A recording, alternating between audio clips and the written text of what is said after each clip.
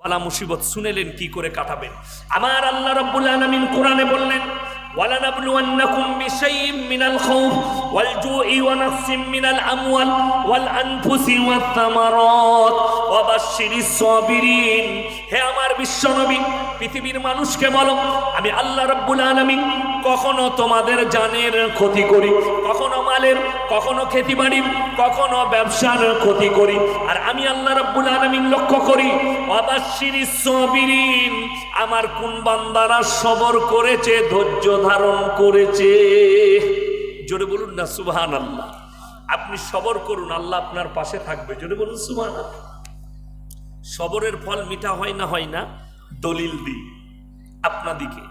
নবীজি সাল্লাল্লাহু আলাইহি সাল্লাম, ইসলাম তো এমনি প্রচার হয়নি। নবীজি সাল্লাল্লাহু আলাইহি সাল্লাম কাবা ঘরের ভেতরে কোরআন পড়ছেন। কোথায়? কথা বলেন। কাবা ঘরে। নবীজি সবরটা শুনেলেন। বেঈমান কাফেররা কাবা ঘরের বাইরে তবলিগ শুরু করেছে। কিসের তবলিগ? তারা বলছে, আল্লাহ কোরআনের আয়াত পাঠালেন নবীজির কাছে, হে নবী, বেঈমান কাফেররা তোমার জন্য তবলিগ করছে। ওয়াকালাল্লাযীনা কাফারু লা তাসমাউ লিহাযাল কুরআন ওয়ালগাউ ফীহি লাআল্লাকুম তাগলিবুন।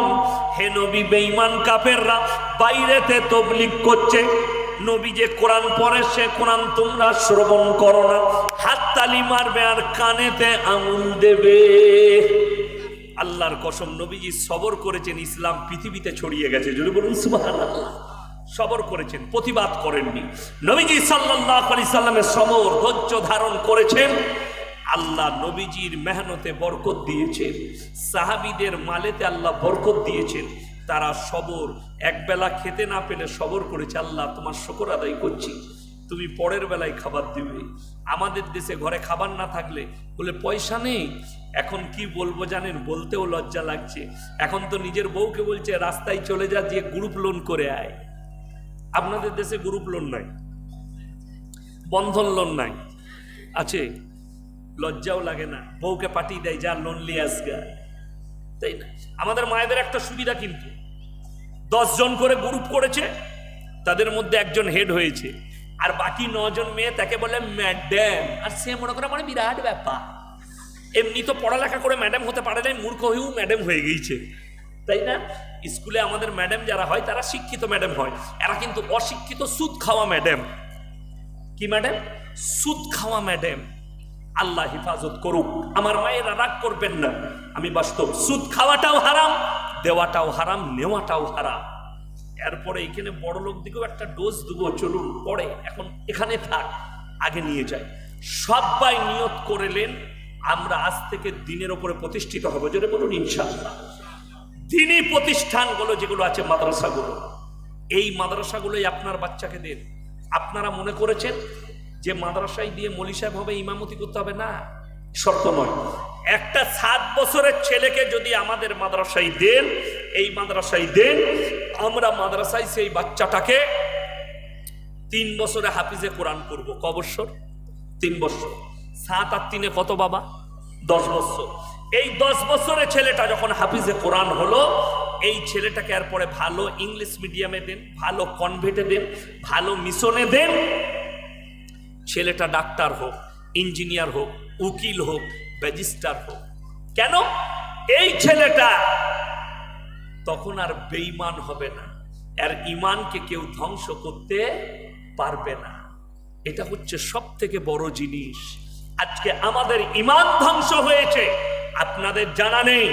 এখানে হয়তো অনেক যুবক আছেন, স্কুল কলেজ ইউনিভার্সিটির সব থেকে বেশি সমকামিতায় লিপ্ত হয়েছে মুসলিম মেয়েরা, মালদা, দিনাজপুর আর মুর্শিদাবাদের ছেলে মেয়েরা।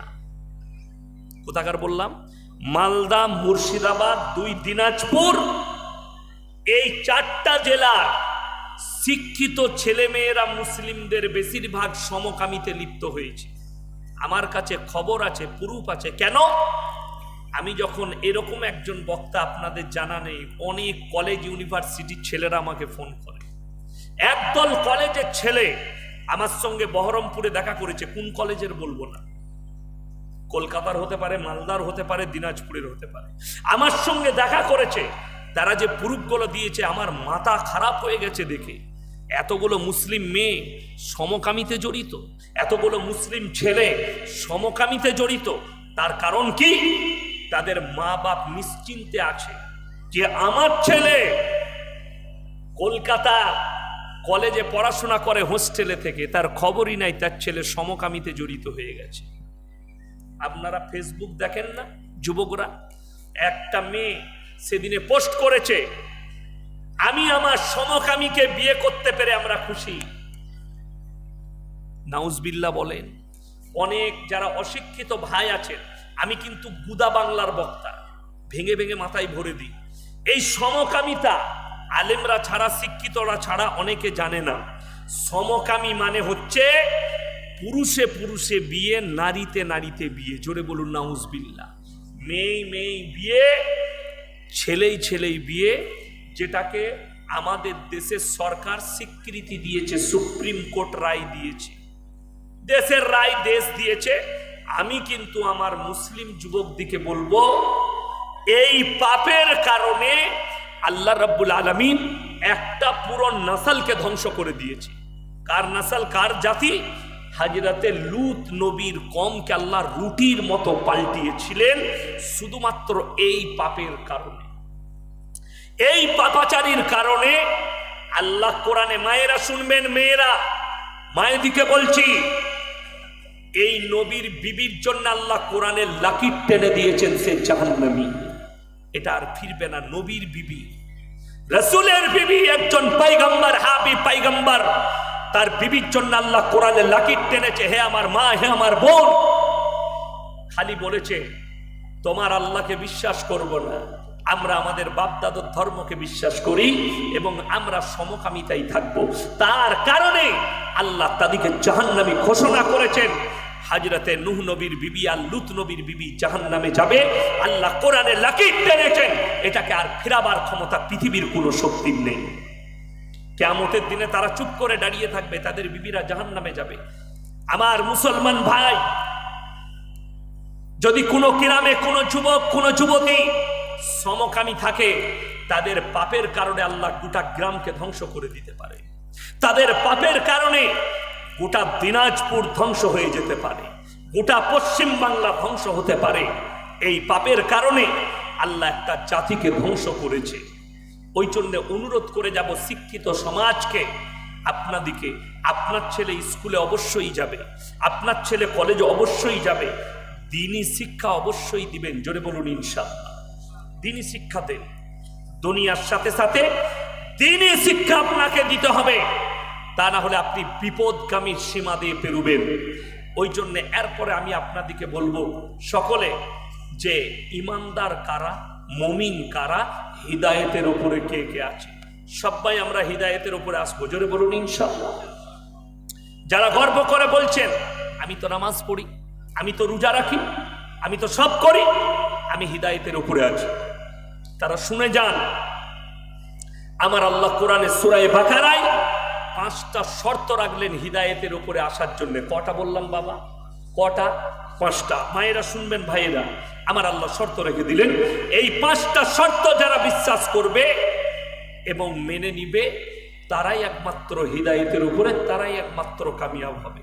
কোরআন খুলুন, সূরা বাকারা প্রথম, আলিফ লাম মিম, যালিকাল কিতাবু লা রাইবা ফীহি হুদাল লিল মুত্তাকিন আল্লাযীনা ইউমিনুনা বিল গায়বি ওয়া ইউকিমুনাস সালাহ ওয়া মিম্মা রাযাকনাহুম ইউনফিকুন ওয়াল্লাযীনা ইউমিনুনা বিমা উনজিলা ইলাইকা ওয়া মা উনজিলা মিন ক্বাবলিক ওয়া বিল আখিরাতি হুম ইউকিনুন। আলিফ লাম মিম, আলিফ লাম মিম র, তাসিন তাসিন মিম ইয়াসিন কাফ হা আইন সাদ।